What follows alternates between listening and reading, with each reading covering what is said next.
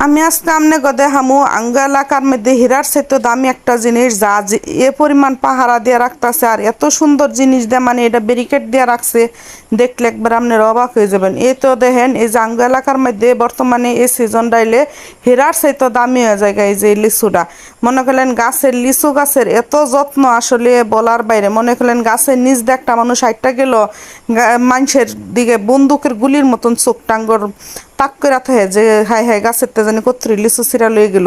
আর এই সিজন ডাইলে মানুষও খুব জ্বালায়াঙ্গ আর এই জ্বালানির কারণে এই যে গাছের মধ্যে দেন এ পরিমাণ কাঁটাতারের বেড়া দেওয়া হয়েছে। ও থুকু এটা তো কাঁটাতারের বেড়া না, এটা হচ্ছে বড়ই গাছের ডালার বেড়া।